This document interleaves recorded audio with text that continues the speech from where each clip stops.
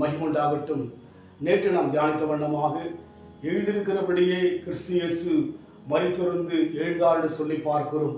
இன்றைக்கு நம் வாழ்க்கையில் கூட நாம் ஆழமான அனுபவத்தில் போக வைத்திருக்கிற ஆழங்களை புரிந்து கொள்ள தேவன் விரும்புகிறார்.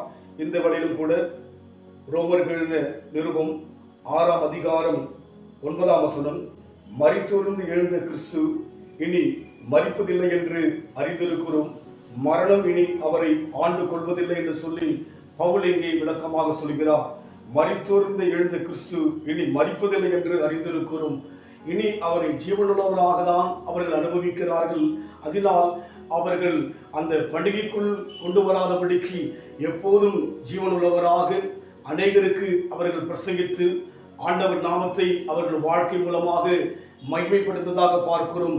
நாம் கூட அந்த அனுபவத்தில் போகத்தான் தேவன் விரும்புகிறார். நம் வாழ்க்கையிலே நாம் காலத்தை பார்த்தால் போதகராக இருக்க வேண்டிய உங்களுக்கு பாலை உண்ணத்தக்கதாக பால் என்கிற குழந்தைகள் போல இருப்பதாக எபிரேயரில் சொல்லப்படுகிறது.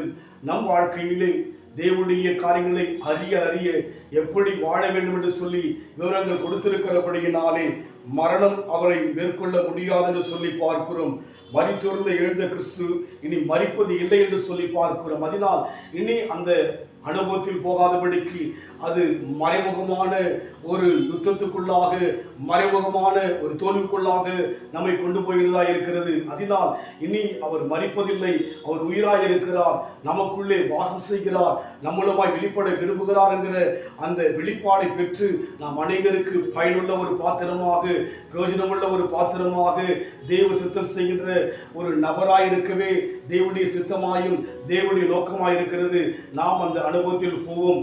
நாம் குழந்தைகளைப் போல உலக ரீதியான வழிபாடுகளுக்குள்ளாக தொடர்ந்து போகாதபடிக்கு நம் வாழ்க்கையிலே படிப்படியான ஒரு ஆவிக்குரிய மேன்மை, ஒரு ஆவிக்குரிய ஆழம் கடந்து போக தேவன் விரும்புகிறார். அந்த அனுபவம் தான் தேவனுடைய பார்வைக்கும் உலகத்தில் அநேகருக்கும் ஒரு சாட்சியாக சிறப்பாக இருக்கும்.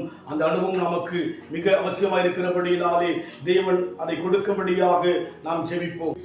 சதா காலமும் சீயோனில் அரசாளுவார் கர்த்தர் இயேசு, சதா காலமும் சீயோனில் அரசாளுவார். தலைமுறை தலைமுறையாயவரே ராஜரீகம் பண்ணிடுவார்.